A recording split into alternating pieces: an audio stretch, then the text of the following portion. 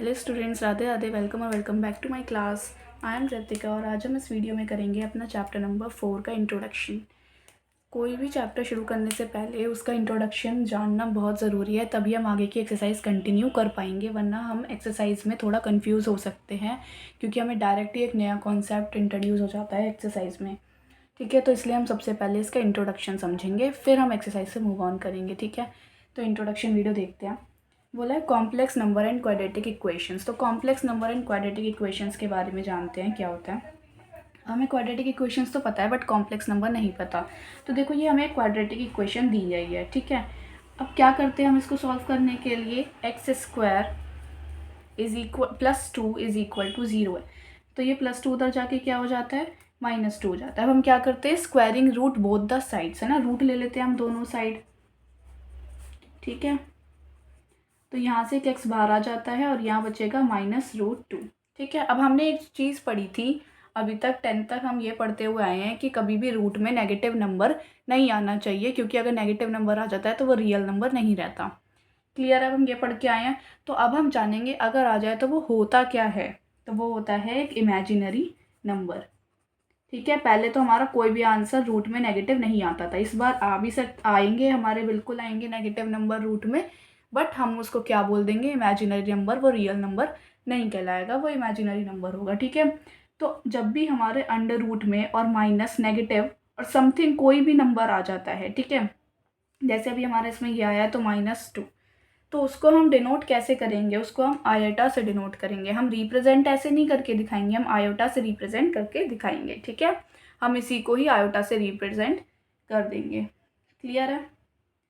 अब एक चीज़ ध्यान रखनी है, जैसे ये है, अब हमारा जैसे एक और एग्जांपल देखते हैं, x² + 1 इज इक्वल टू 0, तो x² - 1 √x is equal to √-1, तो x की वैल्यू आ गई √-1। तो यहाँ पे एक जनरल जो फॉर्म है वो √-1 की होती है। ठीक है, यहाँ पे -2 कुछ भी आ सकता है, नेगेटिव में 3, 4, 5, 6 कुछ भी आ सकता है, बट हम आयोटा को किससे रिप्रेजेंट करते हैं, जब माइनस में √1 आ जाए तो हम इसकी जगह हम क्या लिख देंगे, सिंपल आयोटा लिख देंगे। और आयोटा अगर कहीं भी लिखा है तो हम पहचान जाएंगे कि वो आयोटा नहीं है, वो अंडर रूट में -1 है।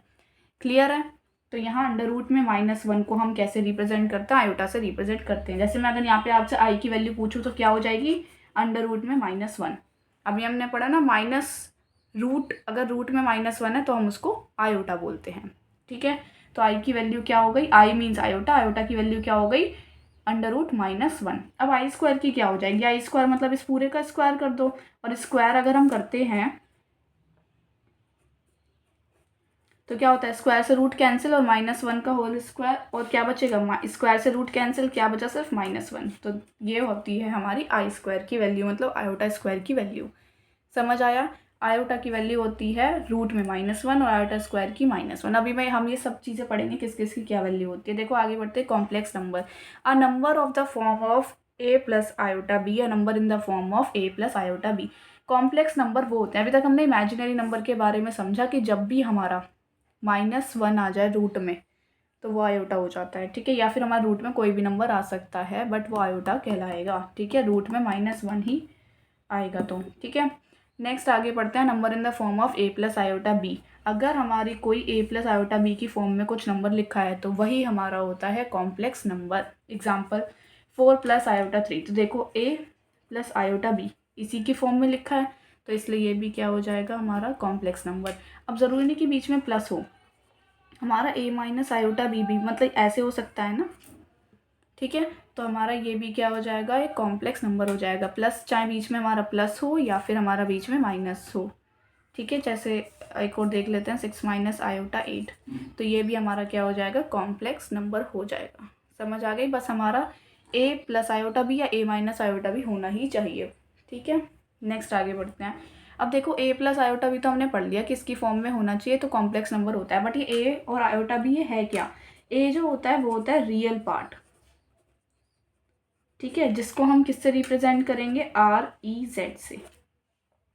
ठीक है, और जो ये आयोटा बी होता है ये होता है इमेजिनरी पार्ट। इमेजिनरी पार्ट क्यों, क्योंकि एक आयोटा के साथ है, मतलब इमेजिनरी के साथ है, इसलिए इमेजिनरी पार्ट, जिसको हम डिनोट करेंगे IMZ से। क्लियर है।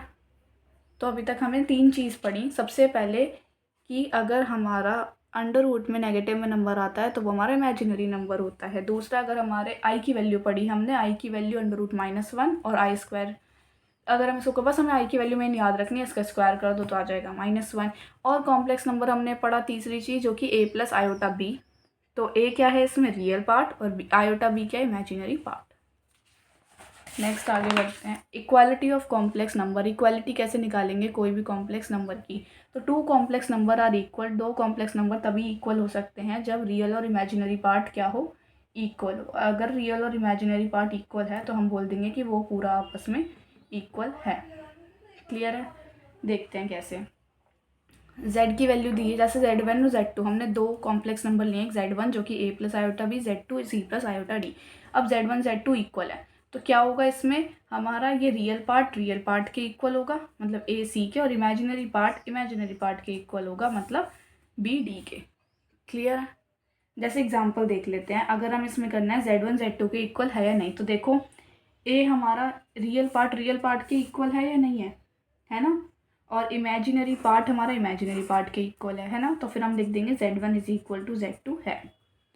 क्लियर है? अब एडिशन ऑफ कॉम्प्लेक्स नंबर देखते हैं, बहुत सिंपल एडिशन होता है, सेम वही चीज़ है, हमेशा रियल को रियल के साथ, इमेजिनरी को इमेजिनरी के साथ ही हमको लेना होगा। तो एडिशन कैसे करेंगे देख लेते हैं, रियल को रियल के साथ ऐड करके।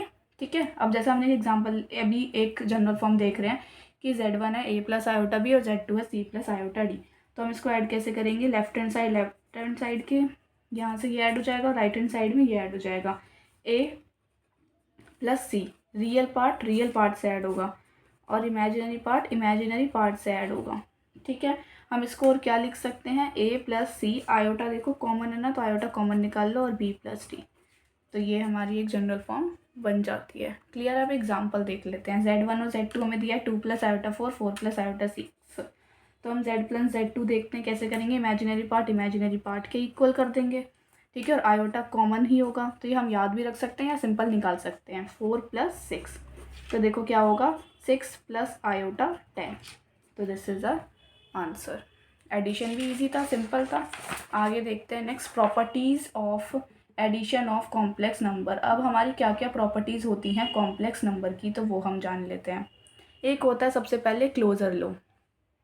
क्लोजर लॉ क्या बोलता है कि जब भी हम z1 + z2 करेंगे, कोई भी 2 कॉम्प्लेक्स नंबर को ऐड करेंगे, तो हमारा कॉम्प्लेक्स नंबर ही आंसर आएगा। ये तो सिंपल ही है।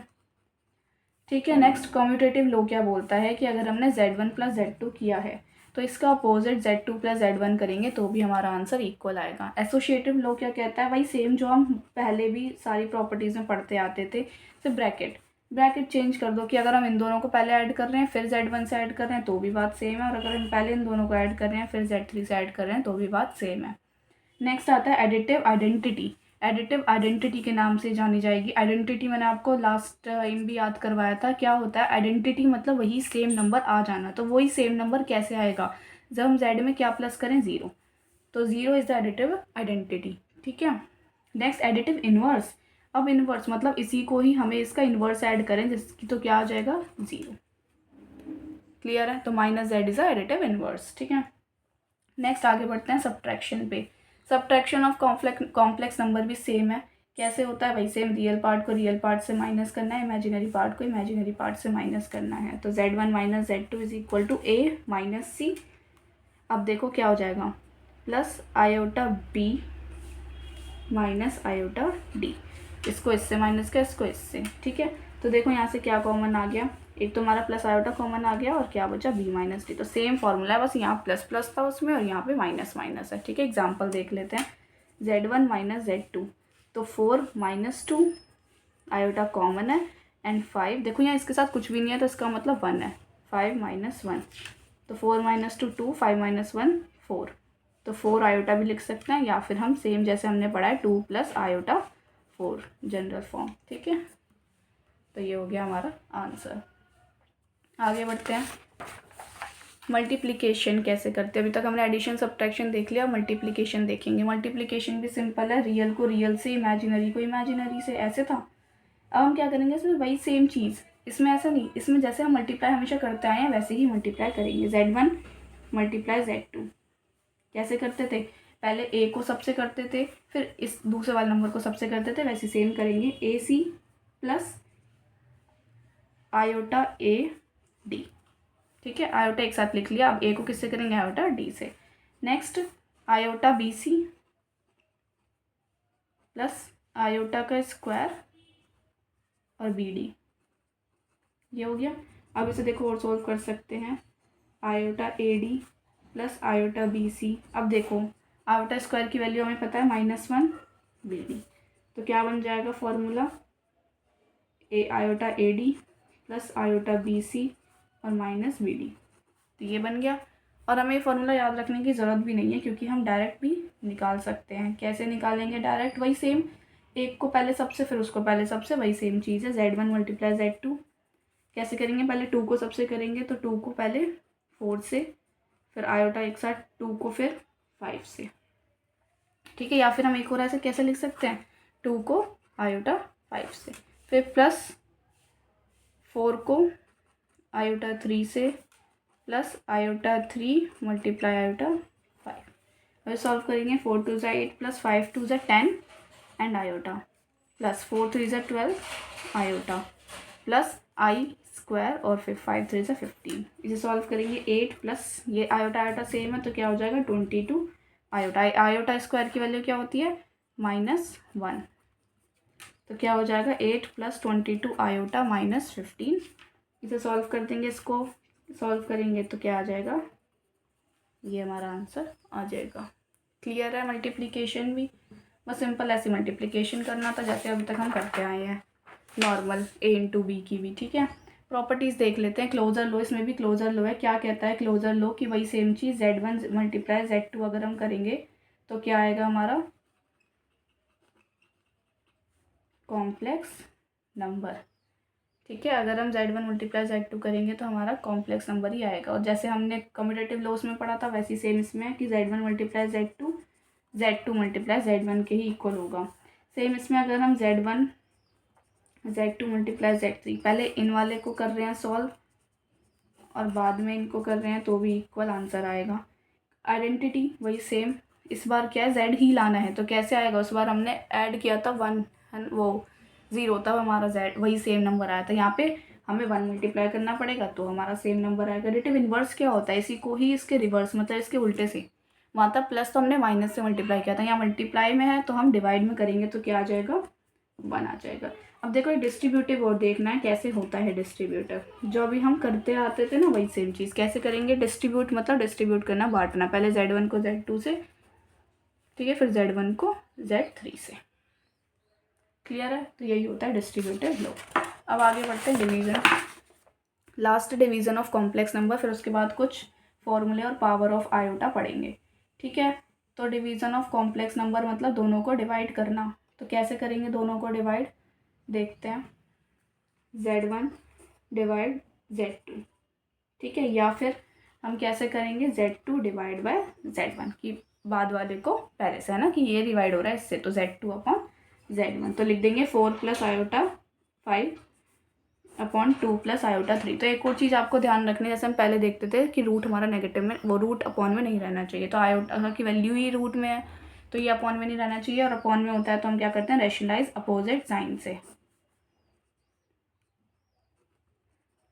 ठीक है, तो क्या हो जाएगा, सेम मल्टीप्लाई करेंगे तो 4 2 ज़ा 8 माइनस 4 3 ज़ा 12 आयोटा, प्लस 5 2 ज़ा 10 आयोटा, माइनस आयोटा का स्क्वायर 15 अपॉन में 2। अब देखो क्या होता है, a plus B, a minus B मतलब a स्क्वायर माइनस में b का स्क्वायर, 8। इसे सॉल्व करेंगे तो -2 आयोटा। अब देखो आई स्क्वायर की वैल्यू -1 होती है ना, और माइनस माइनस प्लस 15 अपॉन में 4 माइनस आयोटा का स्क्वायर -1 होता है ना, और 3 का स्क्वायर 9 कर देंगे। 8 प्लस 15 करेंगे क्या हो जाएगा, 23 माइनस आयोटा 2, और ये हो जाएगा 4 माइनस माइनस प्लस 9, और 4 प्लस 9 क्या होता है 13। अब इसे लिखेंगे कैसे, इसको लिखने का तरीका होता है 23 अपॉन 13 माइनस आयोटा अलग और 2 अपॉन 13। क्लियर है, ऐसे हम इसको डिवीज़न को सॉल्व करते हैं। ठीक है, नेक्स्ट अब हम कुछ पढ़ते हैं पावर ऑफ आयोटास के बारे में कि आयोटा की पावर को हम कैसे निकाल सकते हैं। ठीक है, आई की वैल्यू पता होनी चाहिए बस, फिर हम आयोटा की वैल्यू सारी कैसे निकाल लेंगे वो देखते हैं। ठीक है, सबसे पहले आई की वैल्यू क्या होती है, हमने पढ़ा है आई की वैल्यू होती है अंडर रूट में -1। ठीक है, आयोटा स्क्वायर क्या होता है, इसका स्क्वायर कर दो तो स्क्वायर से रूट कट गया, क्या बचता है -1। अब देखो आयोटा क्यूब की वैल्यू हम कैसे निकालें, आयोटा क्यूब को हम क्या लिख सकते हैं, आयोटा का स्क्वायर मल्टीप्लाई आयोटा लिख सकते हैं ना, क्योंकि 2 + 1 3। ठीक है, तो आयोटा स्क्वायर हमें पता है क्या होता है -1 और इंटू आयोटा, तो क्या हो जाएगा माइनस आयोटा, निकल गई वैल्यू। ऐसे हम किसी की भी निकाल सकते हैं। अब देखो आयोटा स्क्वायर का स्क्वायर तो आयोटा 4 हो जाता है, और आयोटा स्क्वायर क्या होता है -1 का स्क्वायर विच इज़ 1। आयोटा 6 देखो आयोटा स्क्वायर की क्यूब -1 की क्यूब विच इज़ -1। ठीक है, अब देखो आयोटा की पावर -1 मतलब इनवर्स, ऐसे भी लिख सकते हैं, सेम बात है। ठीक है, अब हमारे अपॉन में तो आयोटा रहता नहीं है, तो हम क्या कर देंगे, इसको उल्टा कर देंगे, है ना। आयोटा की उल्टा करेंगे तो क्या हो जाएगा हमारा, मतलब सॉरी वो रैशनलाइज करेंगे तो I/I², तो क्या हो जाएगा I/I² की वैल्यू -1। अभी माइनस ऊपर चला गया तो माइनस आयोटा। क्लियर है। अब इसको देखो कैसे लिखेंगे, 1/आयोटा का स्क्वायर, और आयोटा का स्क्वायर क्या होता है -1, तो ये माइनस ऊपर चला गया तो -1। आयोटा की क्यूब देखो क्या होता है 1/आयोटा²। अगर अपॉन में लिखते हैं तो प्लस, और नीचे ऊपर ले जाते हैं तो नेगेटिव में पावर बन जाती है।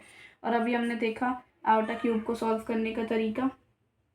ठीक है, कैसे किया था, क्या आई थी वैल्यू हमारी माइनस आयोटा आई थी, लिख देते हैं माइनस आयोटा। हमें पता है कि हमें क्या करना होता है, रैशनलाइज। अब देखो माइनस तो ऊपर ही चला जाएगा, आयोटा से रैशनलाइज करेंगे तो क्या बनेगा माइनस आयोटा अपॉन आयोटा का स्क्वायर।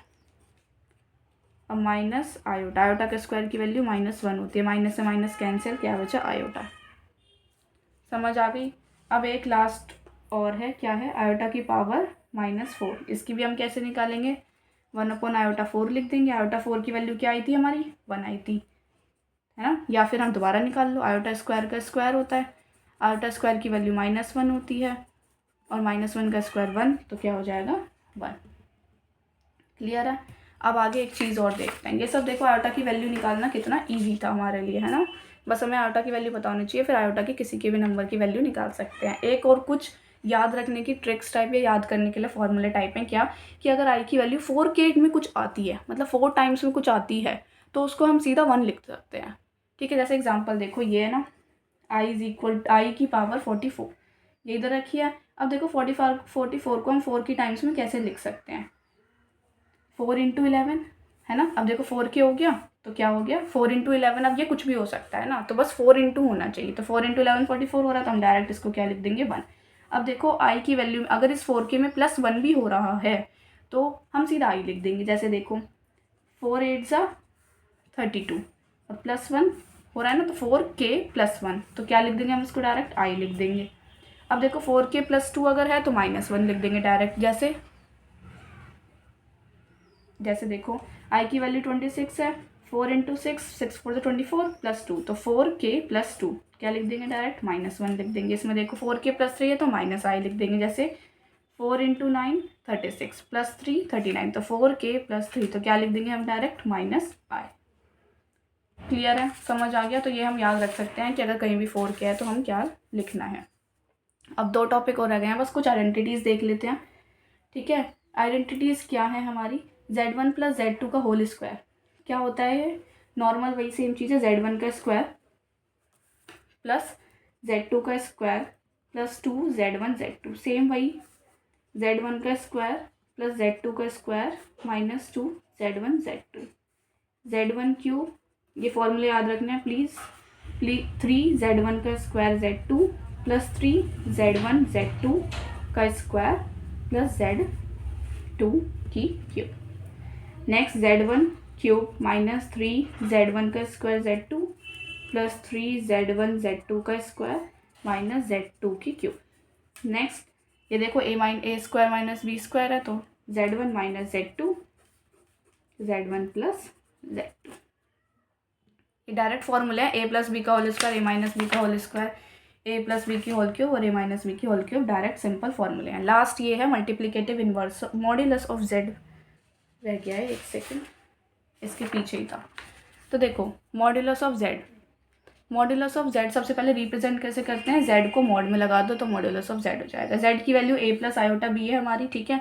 अगर हमें मोड जेड निकालना है तो अंडर रूट ए स्क्वायर प्लस बी स्क्वायर कर देंगे, बस ये फॉर्मूला है डायरेक्ट। तो इसको हम मोड जेड निकालेंगे तो क्या हो जाएगा, अंडर रूट 4 का स्क्वायर प्लस, अब क्या करेंगे सर, b का स्क्वायर है तो 3 का स्क्वायर, तो क्या हो जाएगा 16 प्लस 9 विच इज़ 25, और 25 की रूट क्या होती है 5, ठीक है।